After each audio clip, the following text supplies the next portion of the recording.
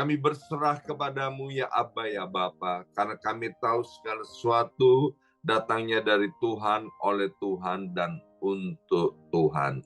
Kami mengucap syukur untuk waktu dan hari yang indah ini. Mari kita berdoa bersama-sama, ulangi seperti apa yang saya ucapkan. Bapa kami yang ada di dalam surga, dikuduskanlah namamu, datanglah kerajaanmu, jadilah kehendakmu di bumi ini seperti di dalam surga. Bapa yang baik, berikanlah kami pada hari ini rezeki yang menjadi bagian kami secukupnya, cukup untuk memberikan pinjaman kepada banyak bangsa, sedangkan kami sendiri tidak punya pinjaman, cukup untuk menjadi saksi Tuhan, mulai dari Yerusalem, Yudea, Samaria, sampai ke ujung-ujung bumi. Cukup untuk menjadikan semua bangsa murid Kristus dan membaptis mereka dalam nama Yesus. Terima kasih Bapa untuk rezeki yang secukupnya, dan ampunilah dosa-dosa kami, ampunilah kesalahan kami, seperti kami pun mengampun orang-orang yang bersalah kepada kami. Dan janganlah masukkan kami ini ke dalam pencobaan, tetapi bebaskanlah kami dari segala yang jahat, sebab Engkaulah yang empunya kerajaan, kuasa, dan kemuliaan sampai selama-lamanya. Dalam nama Tuhan Yesus, kami sudah berdoa. Haleluya, haleluya. Mari Bapak Ibu sekalian, sekarang kita bersama-sama secara serempak dan serentak kita akan menggemakan Mazmur 91 dengan suara yang keras, dengan suara yang lantang dari tempat kita masing-masing. Alkitab berkata, mati dan hidup dikuasai oleh lidah. Siapa suka menggemakannya akan memakan buahnya. 2, 3. Mazmur 91.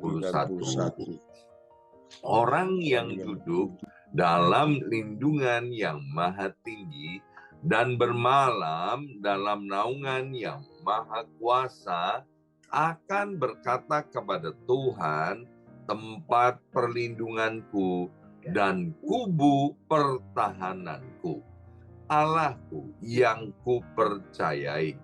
Sungguh Tuhanlah yang akan melepaskan aku dari jerat penangkap burung dan dari penyakit sampar yang busuk.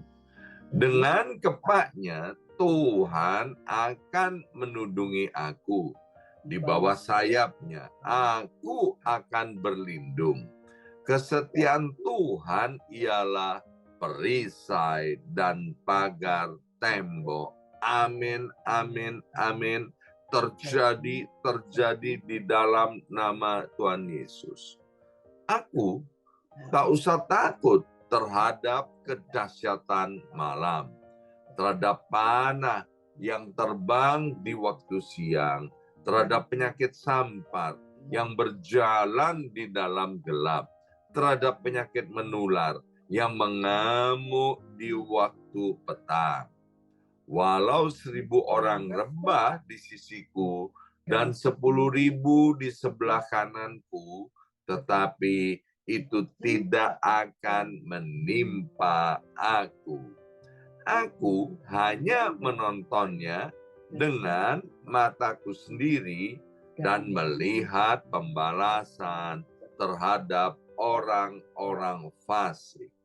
Sebab Tuhan ialah tempat perlindunganku, yang maha tinggi telah kubuat tempat perteduhanku. amin, amin, amin. Terjadi di dalam nama Tuhan Yesus. Malapetaka tidak akan menimpa aku, dan tulah tidak akan mendekat kepada kemahku. Sebab malaikat-malaikat Tuhan akan diperintahkan oleh Tuhan kepadaku untuk menjaga aku di segala jalanku. Para malaikat Tuhan akan menatang aku di atas tangannya, supaya kakiku jangan terantuk kepada batu. Singa dan ular tedung akan aku langkai. Aku akan menginjak anak singa dan ular naga. Amin, amin, amin. Terjadi di dalam nama Tuhan Yesus. Sungguh hatiku melekat kepada Tuhan, maka Tuhan akan meluputkan aku, Tuhan akan membentengi aku, sebab aku mengenal nama Tuhan. Bila aku berseru kepada Tuhan, Tuhan akan menjawab. Tuhan akan menyertai aku dalam kesesakan. Tuhan akan meluputkan aku dan memuliakan aku. Dengan panjang umur akan Tuhan kenyangkan aku, dan akan Tuhan perlihatkan kepadaku keselamatan daripadanya. Amin, amin, amin. Terjadi di dalam nama Tuhan Yesus. Terima kasih ya Aba ya Bapa, di waktu-waktu yang indah ini, sebentar kami akan buka hati kami untuk ditaburi oleh benih kebenaran firman Tuhan. Berkati hamba firman-Mu, Bapak Pendeta Dr. Samuel Kusuma.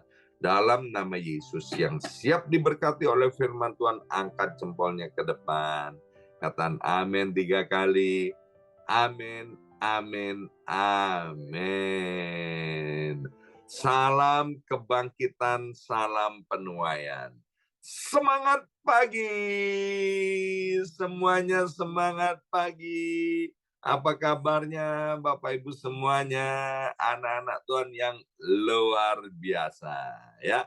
Senang sekali hari ini Sabtu 15 Juni 2024 kita akan dilayani oleh hamba Tuhan yang jauh-jauh dari Balikpapan sudah ada di kota New York, yaitu Bapak Pendeta Dr. Samuel Kusuma. Shalom Bapak Pendeta Dr. Samuel Kusuma. Shalom, selamat pagi Pastor Yongki, Bapak Ibu Ya. semua. Senang sekali pagi ini, shalom. Ya, thank you banget Bapak Pendeta sudah berkenan pagi-pagi untuk melayani kami. Silakan Bapak Pendeta Dr. Samuel Kusuma, waktu dan tempat untuk Bapak. Terima kasih, shalom, selamat pagi. Kami ada salam, shalom, haleluya. Jawabannya haleluya, shalom. Senang sekali kita pagi ini bersama-sama di waktu New York dan di Indonesia sore hari. Saya percaya bahwa janji Tuhan kita ini diberkati oleh Tuhan untuk menjadi berkat bagi banyak orang. Hidup itu ditentukan oleh bukan berapa lama kita hidup, tapi bagaimana hidup yang kita diberi oleh Tuhan ini menentukan kualitas bagaimana hidup kita. Hari ini saya akan membahas tentang satu kunci, bagaimana kaya di hadapan Tuhan, tetapi di hadapan sesama kita adalah orang yang jadi berkat bagi sesama. Bapak Ibu sekalian, kita telah ditebus oleh Yesus bukan dengan emas dan perak, tetapi dengan darah Yesus Kristus. 1 Petrus pasal 2 berkata, engkau ditebus bukan dengan emas dan perak. Semua katakan, kita ditebus bukan dengan emas dan perak, tapi kita ditebus oleh darah Yesus Kristus Tuhan. Nah, Bapak Ibu sekalian, kenapa dikabarkan bahwa kita ditebus oleh emas dan perak. Seandainya Tuhan menebus kita dengan emas. Hari ini harga emas 1 gram itu 1,2 juta. Nah, seandainya beratnya Bapak Ibu sekalian mungkin Pastor Yongki 80 kilo, katakan begitu. Kalau 80 kilo berarti 80.000 gram. Ya Pak Pastor. Seandainya 1 gram 1,2 juta, maka Pastor Yongki 80.000 kali 1,2 juta, maka kalau seandainya Pastor Yongki ditebus oleh Tuhan dengan emas, seandainya loh, bukan pengajaran baru, seandainya ditebus dengan emas, maka harganya 1,2 juta kali 80.000, maka harganya Pak Yongki kalau dibayar dengan emas, ditebus dari dosa dan lain sebagainya, itu 10 triliun, Pak. Betapa hidup kita itu berharga, tidak terbatas. Yesus bukan menebus kita dengan emas perak, menebus kita dengan semua yang domba, dengan kambing, dengan semua yang fana. Tapi dia mati di kayu salib. Dia datang ke dunia menebus kita dengan darahnya sendiri. Dan lunas dibayar. Betapa hidup kita itu mulia. Tidak ternilai, tidak dapat digambarkan. Nah, hari ini saya mengajak kita semua mengerti bagaimana doa pajar ini, doa pagi ini, kita sama-sama percaya kalau bisa nafas hidup, semua hirup nafas. Berapa? Lepaskan lagi. Itu kalau kita nafas hidup ada meterannya di sini, itu ada hitungannya Bapak Ibu sekalian. Jadi kalau manusia itu ada meterannya, kan kalau kita di rumah ada air PDAM ada meterannya, listrik ada meterannya di Indonesia kan, bahkan di Amerika gas pun ada meterannya. Jadi tiap kali mengalir itu ada meterannya dan meterannya ditagihkan jumlahnya. Ada yang coba menghitung. Jadi ada orang pakai alat gitu, dihitung hisepannya oksigen itu berapa banyak. Maka satu hari semua manusia itu membutuhkan kurang lebih hampir 1.000 liter sampai 1.200 liter oksigen. 24 jam orang itu 1.000 sampai 1.200 liter oksigen. Nah, kalau 1 liter oksigen per hari, kalau dihargai sekarang seandainya 1 tabung oksigen di Indonesia itu harganya sekitar 80.000 yang kosongan. Maka 1 tabung, maka 1 hari orang membutuhkan kurang lebih 5 sampai 7 tabung. Kalau 1 tabung itu kurang lebih 180.000 sampai 120.000, maka 1 hari orang membutuhkan bayar oksigen saja. Kalau pakai meteran, ada yang hitung, itu membutuhkan kurang lebih hampir kurang lebih 2 jutaan. Seandainya 2 juta kali 30 hari saja, maka bayar oksigen itu 60 juta. Kalau 60 juta sebulan, saya percaya gaji Indonesia nggak cukup, Pak. Gaji di Amerika ya cukup, itu baru oksigen. Belum mangga, belum jeruk, belum lain-lain, belum ayam, lain sebagainya. Maka saudara dan saya ini orang-orang yang kaya. Kaya di hadapan Tuhan. Makanya Yesus berkata, pandanglah burung-burung di udara. Pandanglah bunga-bunga batung di ladang. Betapa indah Tuhan pelihara hidup kita. Nah, kita mau baca sama-sama di dalam Wahyu pasal 3 ayat 17-18. Saya mengajak tema hari ini adalah menjadi kaya di hadapan Tuhan. Sebetulnya saudara semuanya kaya.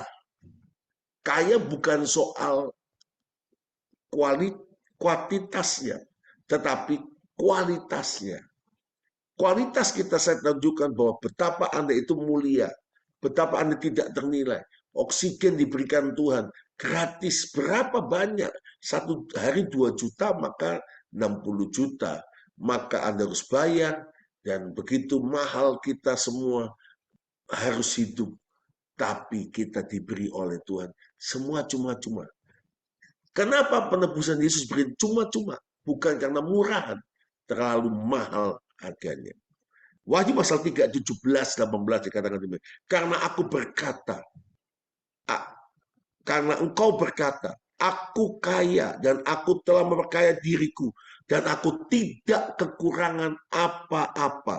Dan karena engkau tidak tahu, orang yang berkata dia kaya, dia tidak kekurangan apa-apa, Tuhan mengatakan karena engkau sendiri tidak tahu bahwa engkau melarat di hadapan Tuhan.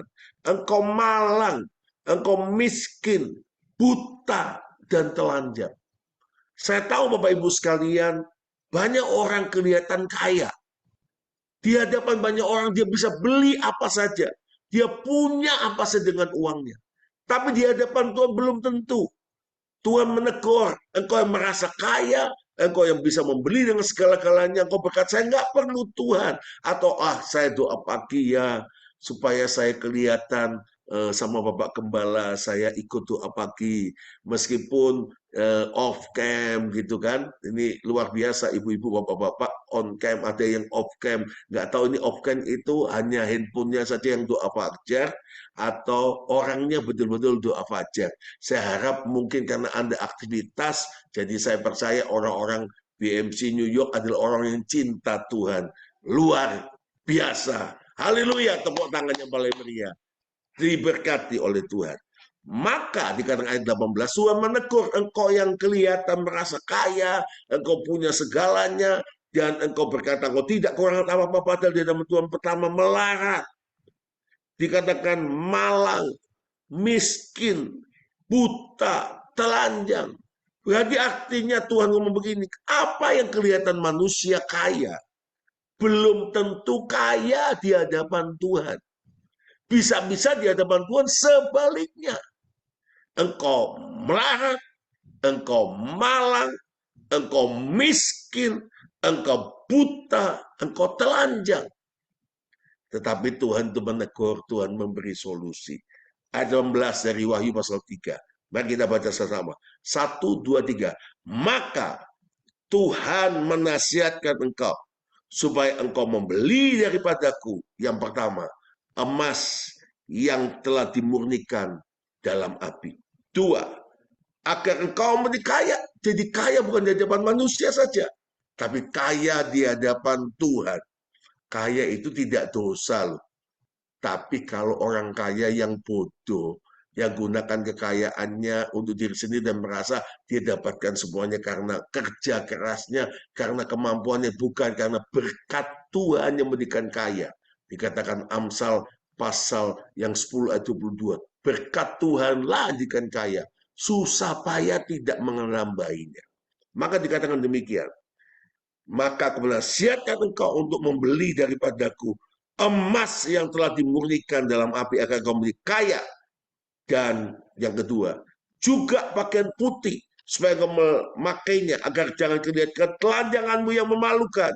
Dan yang ketiga, dan lagi minyak untuk melemas matamu supaya engkau dapat melihat.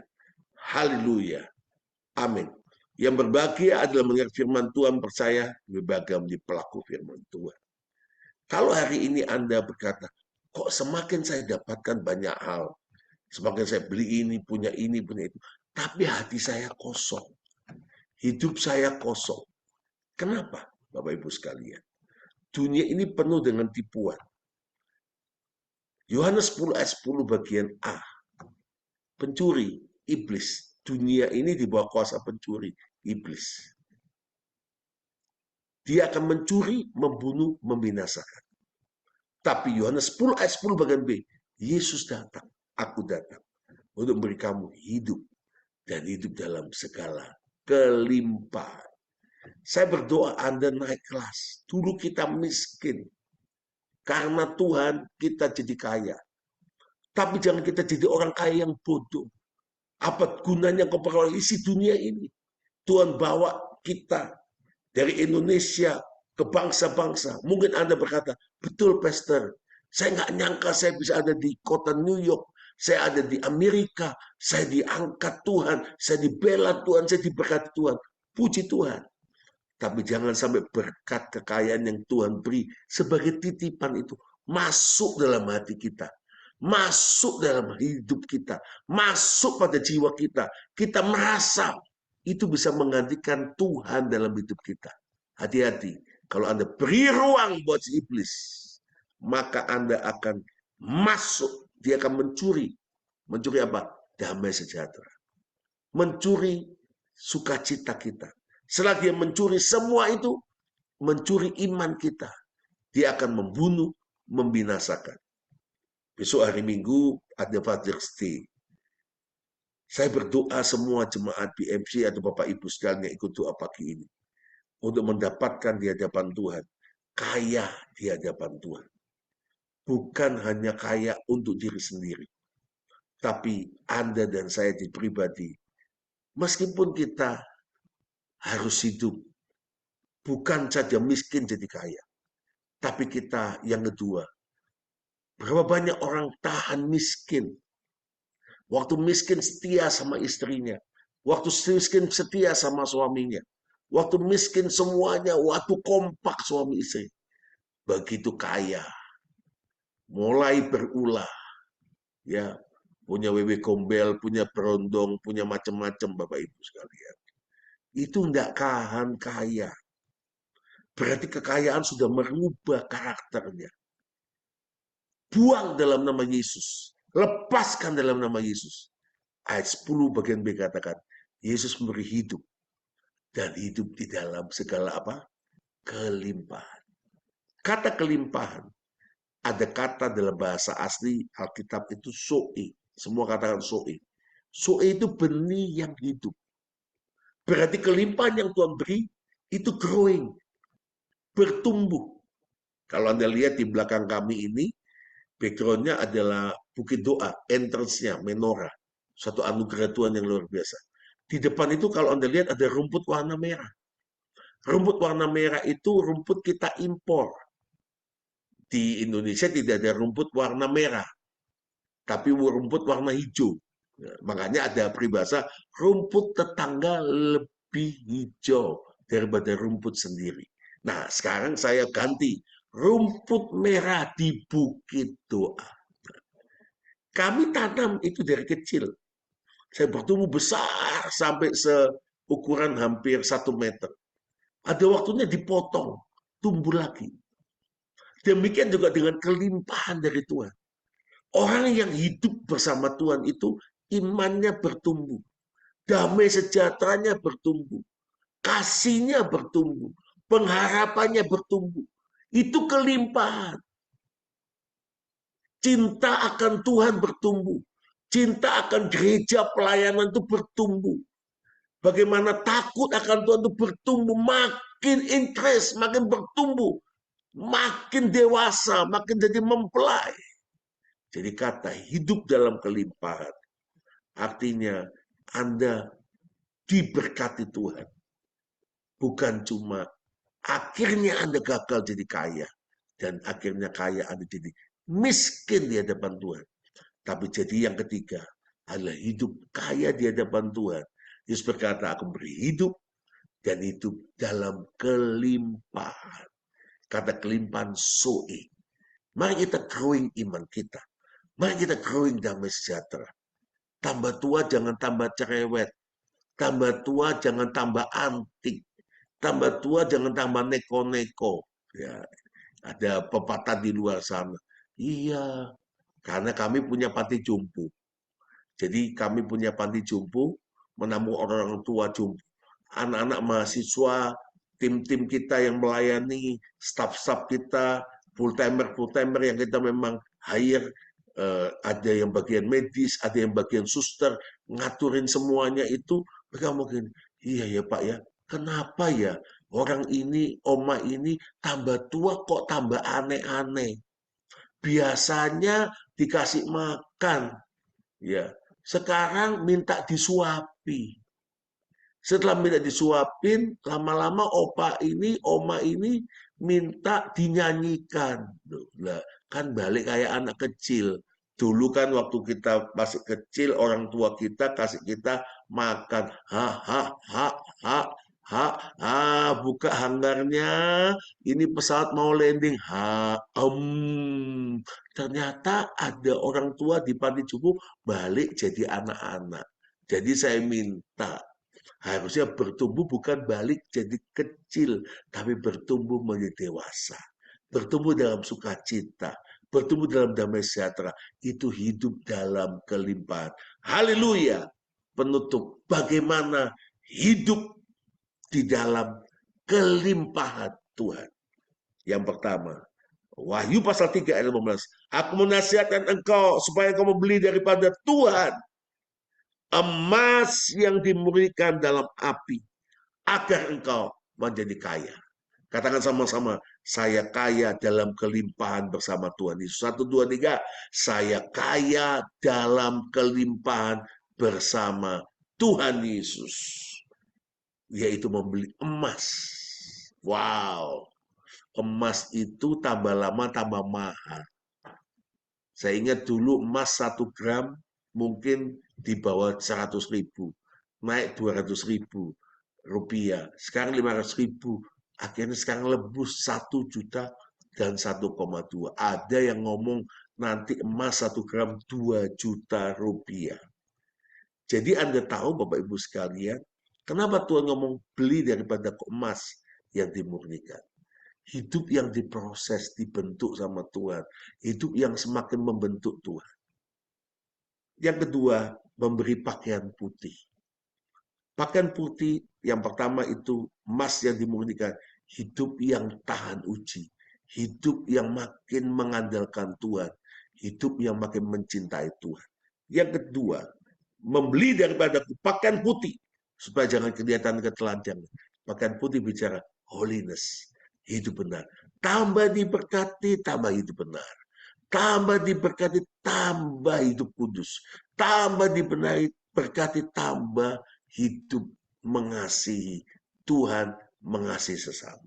Yang ketiga, dan membeli daripadaku minyak untuk melumas matamu. Ini menarik. Semua ucapkan sama-sama.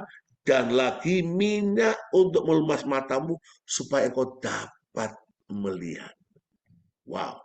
Minyak selalu bicara anointing. Daud diurapi oleh Nabi Samuel. Sejak hari itu roh Tuhan bekerja. Dan urapan Tuhan itu selalu minyak menggambarkan anointing Holy Spirit. Kenapa Tuhan ngomong begini? Aku memberi minyak padaku, mengurapi matamu, supaya engkau melihat. Supaya engkau melihat masa depan. Besok Father's Day di Amerika, dan saya akan melayani di BMC New York, Father's Day, pagi, online, sore, saya akan bicara tentang masa depan. Saya berdoa pengurapan Tuhan akan membuka masa depan untuk Anda. Anda akan diberi Tuhan kemampuan melihat hari depan. Bisnismu di hari depan. Pekerjaanmu di hari depan. Orang tidak bisa mengejar Anda.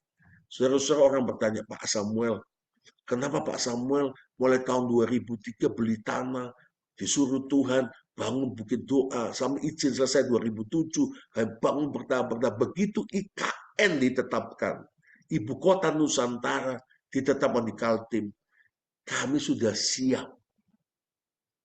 Ada bukit doa, ikon the story of Jesus, orang datang.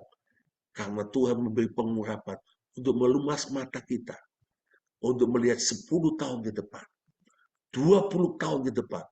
Orang belum sampai ke sana. Tuhan memberi kemampuan kita untuk bergerak 100 kali lipat di bisnis, di marketplace, di pelayanan. Lebih cepat daripada orang lain. Lebih acceleration daripada orang lain. Dan saya percaya yang ketiga bicara anointing. Yang pertama adalah hidup yang cinta, tahan uji, makin rendah hati. Yang kedua, dia hidup benar, hidup kudus, pakaian putih. Dan yang ketiga, selalu dalam urapan Tuhan. Saya tutup dengan kesaksian ini. Mungkin di antara Bapak Ibu sekalian ada yang bergumul tentang keuangan. Mungkin Anda berkata, Pastor tadi sempat Pastor Yongki mengajak kita doa, kita tidak meminjam tapi kita melunasi pinjaman kita, bahkan kita memberi pinjaman pada bangsa Allah. Saya aminkan, saya ajak kita berkata, terjadi 3 kali. Terjadi dalam nama Tuhan Yesus. 1 minggu sebelum saya berangkat ke Amerika, habis doa fajar ada satu keluarga jemaat ngajak saya makan pagi. Waktu makan pagi itulah suami istri ini dulu angkatan tahun 2000-an di Philadelphia, Amerika. Dia sempat melayani jadi kameramen suaminya di BMC Philadelphia di kebelakang Pastor Lukas. Ternyata tahun 2010-an dia pulang ke Indonesia dan akhirnya dari Surabaya dia bisa pindah ke Balikpapan. Dan waktu di Balikpapan saya ingat 2015-2016 dia mulai usaha toko bahan bangunan. Kami doakan diberkati. Saya nggak tahu ternyata 5 tahun terakhir 2019 itu dia mengalami begitu peristiwa 2019. Kami mulai doa pagi ternyata dia terpuruk. Terpuruknya maksimalnya sampai kemarin pandemi 2020. Karena dia punya toko bahan bangunan biasa mengutangin yaitu kontraktor, ngutangin pemborong-pemborong, mengutangin kepala-kepala tukang untuk proyek-proyek yang berjalan. Ternyata 2020 masuk pandemi, tiba-tiba semua tidak bisa bayar dan dia harus berhutang 4,5 miliar. Dia panik, dia kaget keluarga ini. Dia harus bertanggung jawab, tiba-tiba harus menyelesaikan 4,5 miliar. Dia berkata, Pak Gembala, saya harus jual toko saya harus jual mobil saya harus bayar semua. Itu tidak nutut, Pak. Maka saya harus berutang 2,7 miliar. Mulai 2020, saya tinggal motor 1, rumah 1, hanya sedikit sofa, tempat tidur, rumah kami. Di sebelah dia dulu, dia punya hobi fitness. Jadi dia punya hobi fitness, jadi dia ada ruangan, dia orang boleh datang fitness asal bayar sedikit. Singkat cerita Bapak Ibu sekalian, Tuhan itu baik. Satu pintu ditutup, Tuhan buka pintu yang lain. Dan dia cerita, Pak Gembala nggak tahu ya, saya sedang alami masa yang terpuruk dalam hidup saya. Tapi 2024 ini, saya mengalami revival dan harvest. Semua katakan revival, harvest. Kebangunan rohani dan penuaian besar-besar. Semua katakan 1, 2, 3. Revival, harvest. Dan betul-betul 2024 dia ngomong, Tuhan membebaskan saya, Tuhan memberkati saya, sehingga saya bisa bayar utang saya total 4,5 miliar. Bukan kekurangan, sekarang naik, diberkati. Dan dia bercerita, titik terendah dalam hidupnya. Dia punya anak yang lahir di Balikpapan, karena mujizat, menikah 15 tahun, baru dapat anak itu. Tidak di Amerika, tapi di Balikpapan. Nah, anaknya sekolah di sekolah kita, maka ibu itu cerita kepada kami kesaksian dengan Ted Herman. Saya nggak mau cerita sama siapa. Mama saya, keluarga saya tidak tahu saya lagi suffer. Saya berjuang luar biasa. Tapi saya setia doa fajar, doa pagi. Bapak Ibu sekalian, dia berkata, kami doa pagi meskipun pandemi kami on-site. Kami di gereja, jadi setiap Sabtu jam 4.30 pagi, itu ratusan, 600, 700 orang datang. Dan dia termasuk salah satunya, bawa anaknya naik motor, anaknya ngantuk, dia taruh di karpet di gereja, dia naik motor kehujanan, dia ngomong, saya tidak harus ikut doa fajar. Wow, Anda dan saya orang-orang ikut doa fajar, orang-orang yang diberkati oleh Tuhan, yang miskin jadi kaya karena terobosan kemuliaan, dan engkau hidup dalam kelimpahan. Haleluya. Dan yang luar biasa Bapak Ibu sekalian, Dia bersaksi, Tuhan buat mujizat. Apa yang hilang selama hampir 4 tahun, 5 tahun, dikembalikan secara ajaib awal tahun ini. Harvest terjadi. Penuaian terjadi. Saya percaya BMC Philadelphia, BMC New York, BMC yang lainnya semua akan menikmati, yaitu penuaian besar-besaran. Karena akan kebangunan rohani besar-besaran. Dan dia cerita, Pak Gembala, saya tidak mau tidak tiap pagi harus doa fajar. Doa pagi, di situ saya dapat mujizat. Sewaktu saya lemah, saya titik terendah, saya dikuatkan. Tiba-tiba pulang doa fajar, Tuhan kasih hikmat. Saya usaha ini, saya diberkati. Fitnessnya sekarang diberkati lewat hobinya jadi sumber berkat. Dan luar biasa. Titik terendah dia cerita. Anaknya perempuan satu-satunya itu pagi-pagi jam 10 hari Sabtu. Ngomong gini, Ma, Noni itu bosen, Ma. Masa 8 bulan ini makannya nasi sama telur. Telur ceplok, telur rebus, telur kecap, makan nasi sama telur. Noni bosen makan telur. Saking miskinnya Bapak Ibu sekalian. Dia cerita, nggak bisa makan, cuma makan nasi sama telur. Jadi sekuah bendok, saudara-saudara. Dan hari itu anaknya ngomong gini, Ma, Noni ingin makan satu saja ayam KFC, ayam goreng KFC. Mamanya nangis nggak punya uang belikan anaknya satu potong yang cuma 20.000 rupiah. Bapak Ibu sekalian, kalau Anda mengalami seperti apa yang dia lakukan? Dia doa. Masuk ke ruang doa dan dia mengatakan gini, Tuhan, ibu itu saksi sama saya sambil nangis. Kalau Tuhan hukum saya, Tuhan hukum suami saya, boleh Tuhan. Tapi anak saya ini tidak, jangan dihukum, dia nggak salah, nggak berbuat apa-apa. Kok Tuhan jangan hukum, dia pengen satu ayam saja, Tuhan beri. Karena kami nggak punya uang. Wow, Anda tahu, Tuhan itu tidak marah sama dia. Besok saya akan bicara, Father's Day, Tuhan bicara masa depan. Tuhan tidak ungkit-ungkit hal yang jauh. Tuhan bicara hari depan. Tuhan tidak lagi ungkit-ungkit kesalahan, kegagalan, kebangkrutan kita. Tuhan bicara masa depan. Dan apa yang terjadi, saudara? Tuhan baik. Tuhan luar biasa.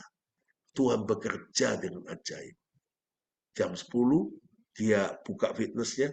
Jam 1 siang ada ibu-ibu pakai kerudung. Itu angganannya pakai motor.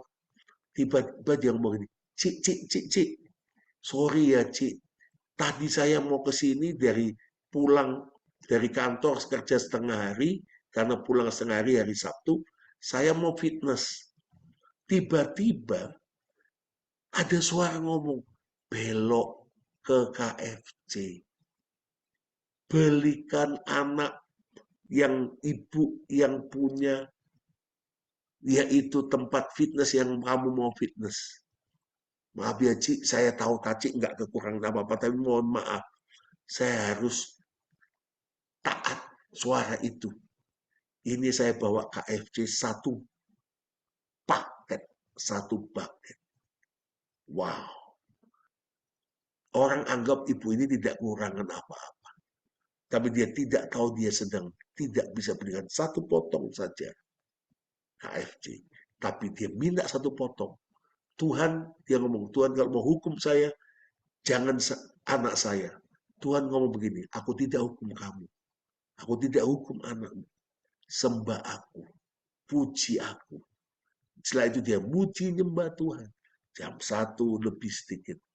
Datang satu bucket KFC. Dan orang yang dia tidak kenal, tidak sangka memberkati dia. Dan orang itu fitness, ibu itu nangis. Anaknya bisa makan KFC. Sejak hari itu dia ngomong, Tuhan memberkati kami luar biasa. Tuhan angkat hidup kami. Dan yang tidak mungkin menjadi mungkin. Ada orang diam-diam ngomong begini, Ibu, ini ada uang 20 juta. Tolong pakai saja. Ibu, ini ada uang 50 juta. Pakai saja. Ibu, ada uang 200 juta. Pakai saja. Wow. Firman Tuhan berjanji yang tidak mungkin Tuhan buat mungkin. Yang mustahil, Tuhan buat tidak mustahil. Haleluya. Membeli emas, membeli pakaian putih, dan Tuhan mengurapi kita semua. Saya berdoa, Anda semua diberi kreativitas dalam segala hal untuk jadi berkat, untuk kemuliaan nama Tuhan. Tuhan diberkati kita semua. Shalom.